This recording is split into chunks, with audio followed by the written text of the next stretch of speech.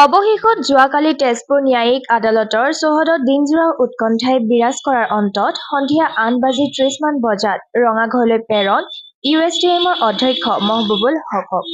মুখ্য ন্যায়িক দণ্ডাধীশৰ আদালতৰ হুকুম প্ৰদান। ১৮ মাৰ্চলৈ ন্যায়িক জিম্মালৈ প্ৰেৰণ। ১৯ মাৰ্চত পুনৰ হাজিৰ হ'ব লাগিব আদালতত। আৰক্ষীক যথোপযুক্ত কেছ ডায়েৰী প্ৰদানৰ নিৰ্দেশ।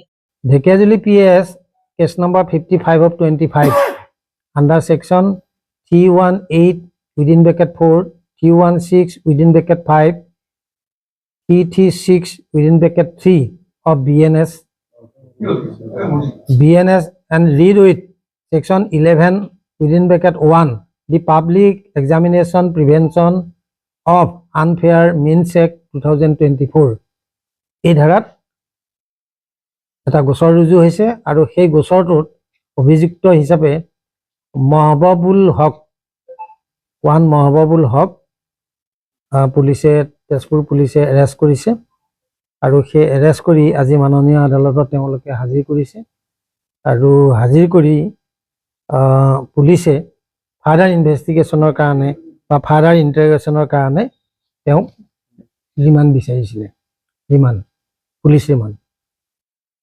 আজি ৰায়যোগে মাননীয় আদালতে পুলিচ ৰিমাণ্ড নিদি তেওঁক জুডিচিয়েল কাষ্টডিলৈ প্ৰেৰণ কৰিছে আৰু অহা 18/3/2025 তাৰিখে তেখেতক আদালতত পুনৰ হাজিৰ কৰিবৰ কাৰণে হুকুম দিছে।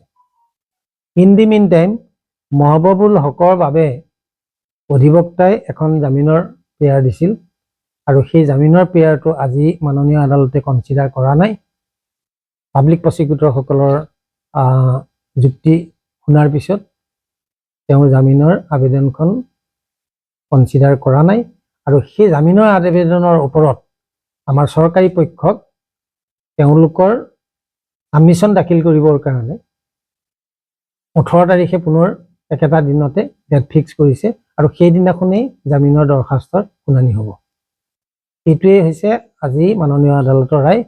এই ৰায়ৰ ওপৰত ৰায় এইটোৱেই ক'ব পৰা যায় যে মাননীয় আদালতে আজি তাৰিখত বেইলটো দিয়াৰ কাৰণে তেওঁ নাভাবিলে আৰু পৰৱৰ্তী দিনত 18/3/2025 তাৰিখে জামিনৰ দৰখাস্তৰ পুনৰ শুনানি হ'ব বুলি আজি এই ৰায়যোগে জনাইছে।